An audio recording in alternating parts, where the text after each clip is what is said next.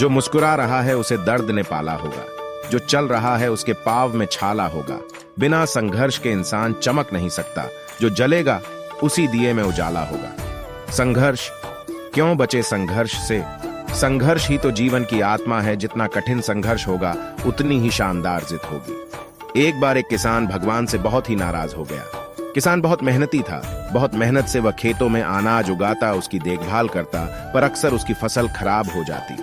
कभी सूखा पड़ जाता, कभी बाढ़ आ जाती, कभी तेज धूप, कभी आंधी, कोई ना कोई कारण बन ही जाता कि उसकी फसल खराब हो जाती।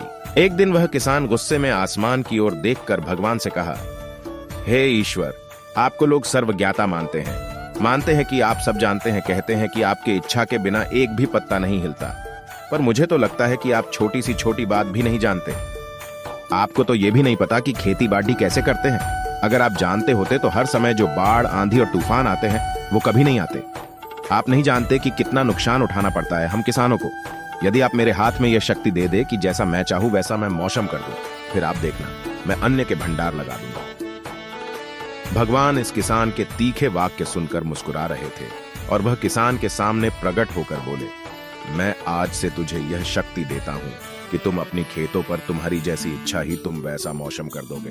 मैं बिल्कुल भी दखल नहीं दूंगा, तुम्हारी इच्छा से सब कुछ होगा। किसान बहुत खुश हो गया। किसान ने गेहूं की फसल अपनी खेतों में बोई। जब उसे लगा कि खेतों को धूप चाहिए तो खेतों को धूप मिले। जब पानी बरसना चाहिए तभी पानी, वर्षा, आंधी, तूफान, बाढ़, कुछ भी उसने अपने खेतों पर आने नहीं दिया। किसान के खेत में इस वर्ष ऐसी फसल हुई जैसी कभी नहीं हुई थी। हरी भरी लहलहाती फसल। मन ही मन वह बहुत खुश हो गया और सोचने लगा, अब सबूत के साथ दिखाऊंगा भगवान को कि इसे कहते हैं शक्ति का सही उपयोग। मेरी सफलता देखकर उन्हें अपनी नियम जरूर बदलना पड़ेगा।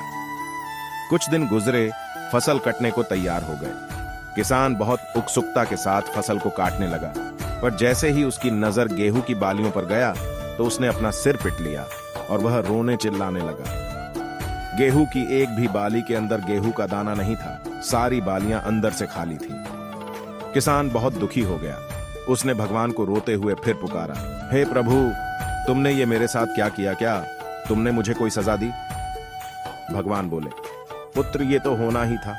तुमने पौधों को संघर्ष करने का मौका ही कहा दिया ना, तो तुमने उन्हें आंधियों से जूझने दिया, ना तेज बारिश से सहने दिया और ना ही धूप में तपने दिया।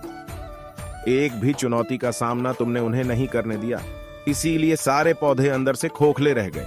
जब आंधी, तूफान, तेज बारिश और धूप पड़ती है तभी ये पौधा अपने अस्तित्व को बचाने के लिए संघर्ष करते हैं और इसी संघर्ष से एक बल पैदा होता है जिसमें शक्ति होती है, ऊर्जा होती है। और यही ऊर्जा पूर्ति तेरे गेहूं के दानों की तरह जो नहीं फूटी, तूने उन्हें कठिन परिस्थितियों से गुजरने ही नहीं दिया जहां उनके अस्तित्व का जन्म होता।